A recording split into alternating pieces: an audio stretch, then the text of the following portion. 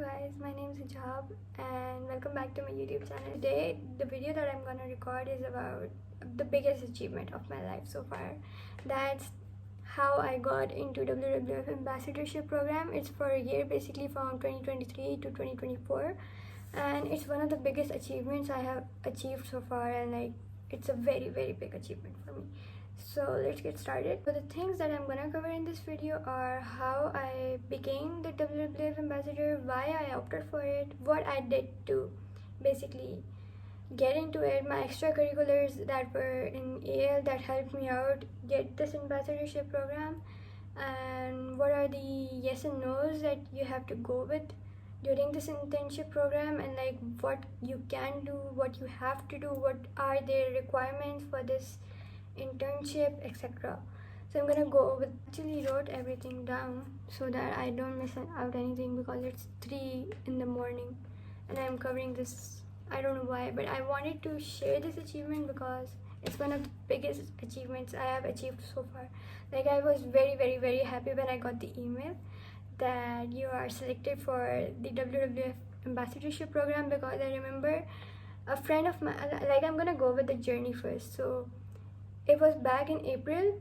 My second semester just started in Feb or something. So a class fellow of mine, Fatma, sent me a post on Instagram saying that WWF is looking for ambassadors. So I never thought that I would get into it, but Fatma said that we should apply. So she was applying, so I applied too. And the fun fact was that I got into it without even knowing that I performed well or filled the form correctly based on the requirements they are looking for. So yeah, and I got the mail in, I think, March, that I am selected for the internship program for a whole year. This internship is for a whole year and not for a month or something. So why I opted for it? They have internship programs for Pakistani universities as well. It was quite a shock for me, not gonna lie, but I basically was very excited that, oh my god, WWF, it's a very big thing and it's very good for my degree that I'm doing. It's gonna facilitate me later on when I go for jobs or internships right after my degree, or even help with my master's scholarships if I avail it fully.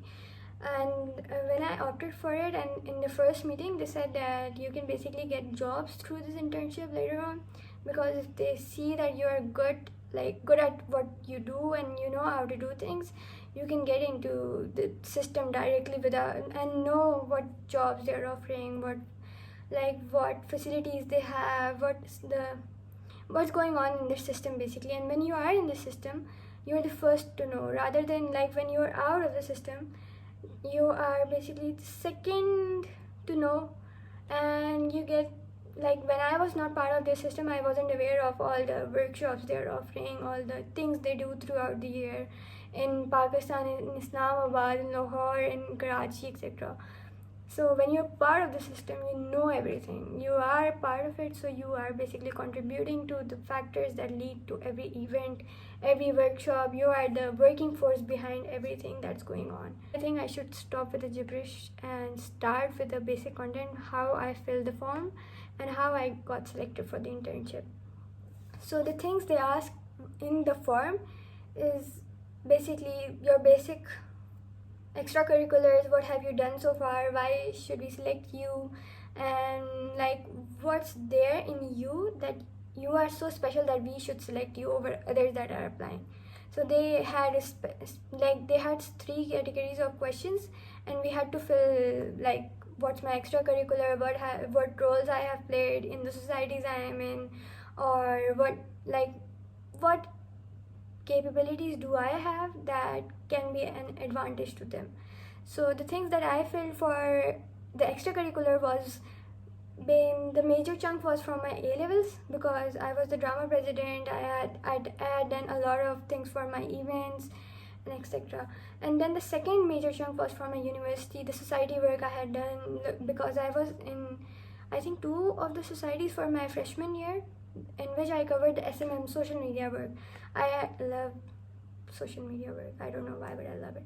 Basically, the ambassadorship program is linked to getting people to work or basically opt for the workshops, events that they are holding. So they want a person that has big reach so that they can get the work done rather than being like wait for themselves to get the marketing team and the marketing team to get a long way of things to do work. So they hired ambassadors or basically gave opportunity to ambassadors so they can do the work and make things easier for the marketing team. That's the basic goal they have, I think.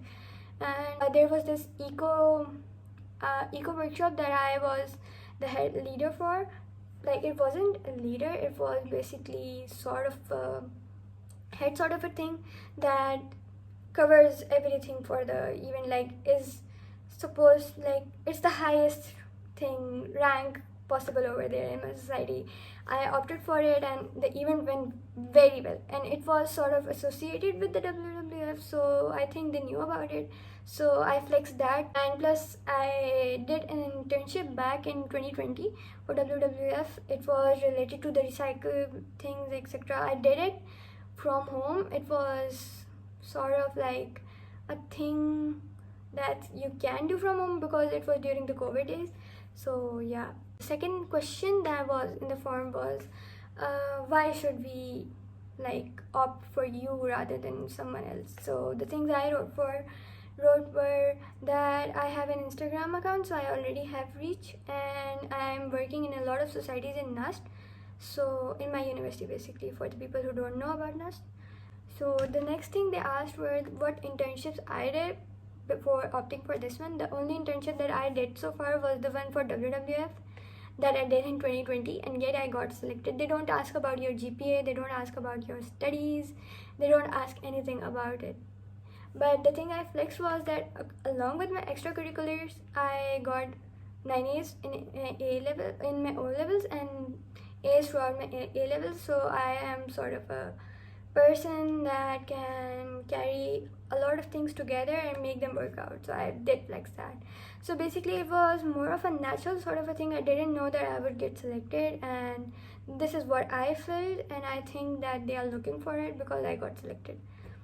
So when I applied, I had no idea that I would get selected, like no idea at all, because the person that I knew that was applying along with me was so capable, and like she had internships done, she was a volunteer worker throughout the year, she was part of 2 to 3 organizations other than WWF, and I was like, bruh, why did I get selected? Then later on I realized that I have a public social media account. That's the biggest factor, because I already have reach for their workshop, engage students for the workshop, the events throughout Islamabad, etc.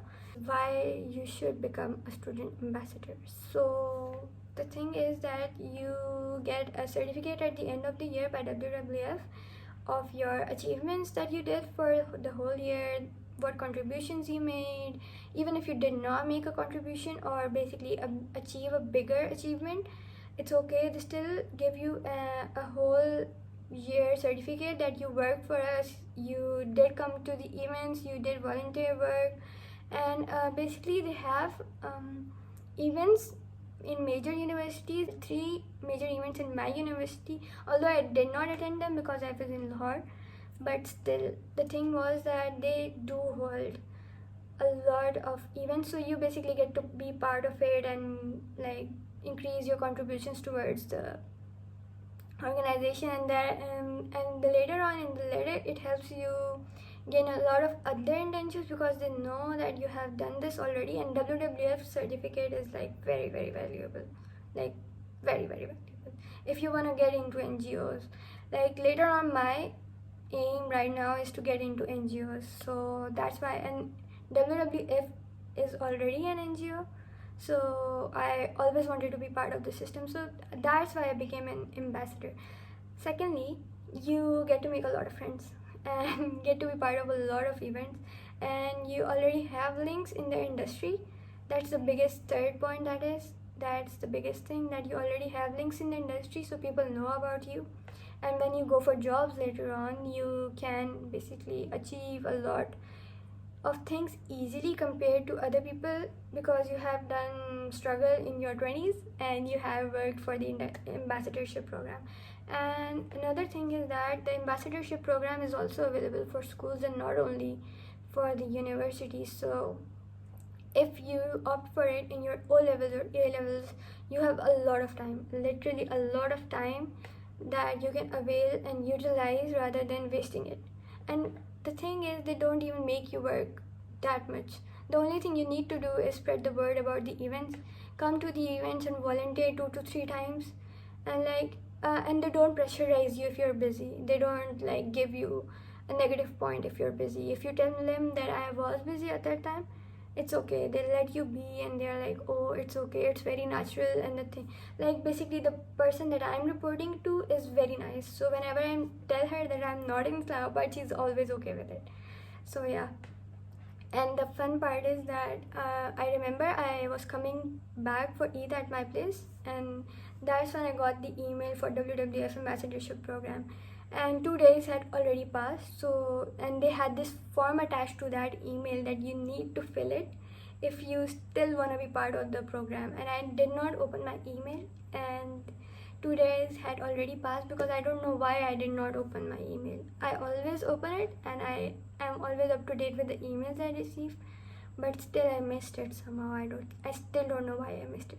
But I saw it, and the first person I told was my mother, and she was like, so you missed an important email and you are not regretting it or something like that. And I was like, I'm gonna do something about it. So I emailed her back that I'm 2 days late, is it still okay, am I still part of the ambassadorship program? And she was like, yeah, it's completely fine, you're still part of it, you just need to fill the form. And later on I realized they extended the deadline for about basically they sent a form with terms of conditions and what we are supposed to do and what we can definitely not do, and they get it signed by you, basically you agree to it on that form that I won't be doing it. And the things include that I won't use WWF's name in any of the things I post online. Basically if I'm posting my own opinion over something in a public forum, I'm not supposed to be like that I am working for WWF, so I know the stuff, I'm talking for WWF here. We cannot do that because in the first meeting they told us this, you're not supposed to do this, you're not supposed to do that. And the major chunk was about this, that only online forums specifically one is not supposed to do this, because they were like, you guys are baby pandas. And that I found so cute, that they were calling us baby pandas, and they were like, we are still pandas that are maturing, so even you guys are baby pandas, so you are supposed to ask us for everything, before doing anything, literally anything that's regarding WWF's internship, you're supposed to ask us and not go with your own opinion on the things.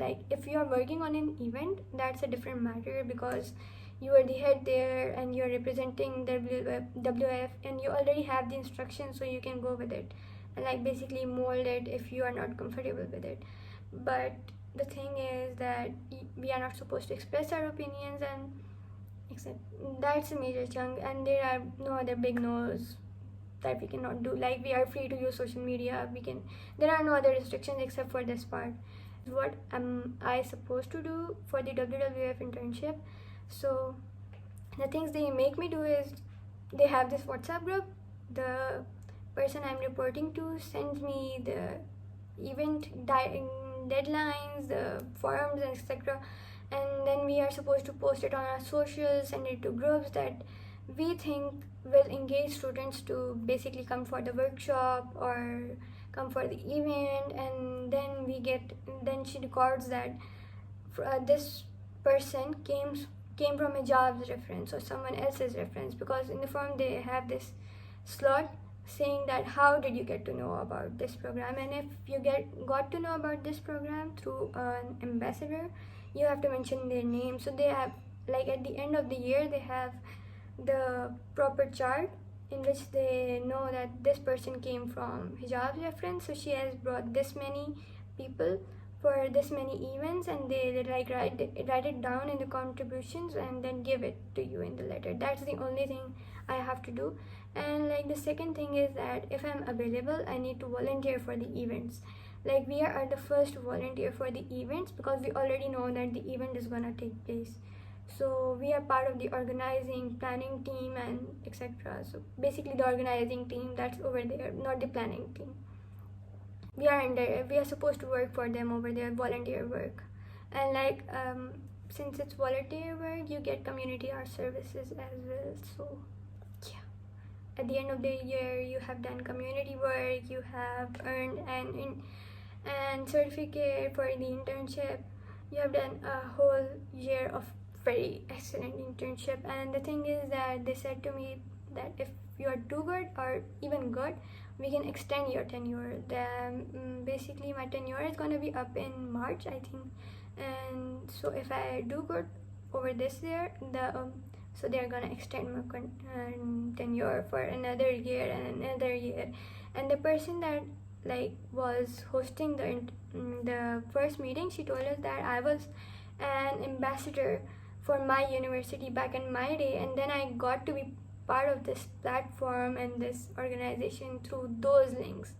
And like I was first to know about the job opportunities, and my seniors told me that, oh, you are good for it, so go for the interview. And like she got into it, so that's what I'm opting for. And basically it's an easy way out if I get it. And like there are no cons in it. There are literally no cons because they don't take a lot of your time or your effort. It's more like you are part of the system, so you know about those things. And I think I have covered all of it. And okay, so the process includes just the first form, and then you get selected for the ambassador program, and there is nothing else that they look into basically. So they didn't ask for my interview, they didn't ask for a meetup or a scheduled proper interview. They just like made me the ambassador after looking at my form. So that's the only process in Pakistan that they're holding.